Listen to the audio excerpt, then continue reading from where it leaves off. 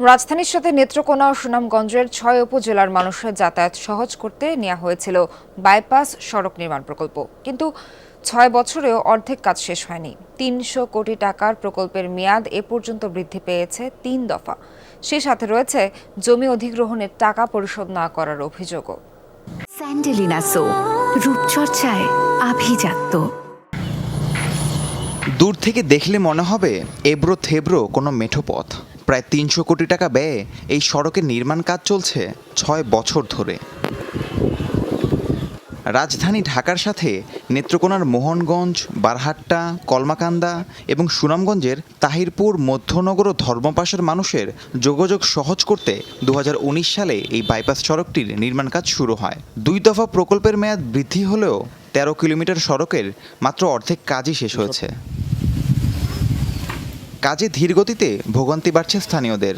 সেই সাথে অভিযোগ রয়েছে সড়কের জন্য অধিগ্রহণ করা জমির মূল্য পরিশোধ না করারও। জমির টাকাটা পাই নাই। আমরা বলছে আগে যে রাস্তার কাজ যখন শুরু হবে তখন বাড়িতে কাজ ধরা হবে, তখন একর হিসাবে কাগজপাতি নিয়ে তারপর টাকাটা দিবে। টাকা টুকা দিছে না, রাস্তা নিতাছে, টাকা টুকা দেয় না, রাস্তার আর কাম টাম করে না। বলতে কাজের তো তেমন অগ্রগতি দেখা যায় না, কারণ অগ্রগতি দেখা যায় না বলতে কাজ যদি হইতো তাহলে তো এতদিনে হয়ে যাওয়ার কথা। কাজ করতেছে আবার বন্ধ থাকে, এই আরো বর্ষাকাল, এখন তারা যে বর্ষাকাল দেয়তেছে। জেলা প্রশাসক জানান, ব্রিজের কাজ ৩ ধাপে ভাগ হওয়ায় অধিগ্রহণের টাকা পরিশোধে দেরি হয়েছে। দ্রুতই সড়কের কাজ শেষ ও জমির মালিকদের পাওনা টাকা দেওয়ার আশ্বাস সড়ক ও জনপথ কর্মকর্তার। আমাদের অ্যাকুইজিশন যে বিষয়টি রয়েছে সেটির পেমেন্ট শুরু হয়েছে।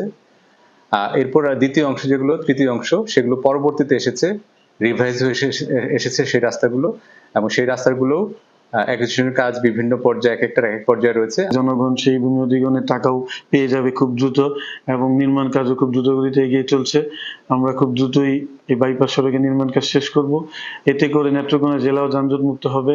তৃতীয় দফায় সড়কটির নির্মাণ কাজের মেয়াদ ২০২৬ সালের জুন পর্যন্ত বৃদ্ধি করা হয়েছে। রাহিম সারোয়ার, যমুনা নিউজ।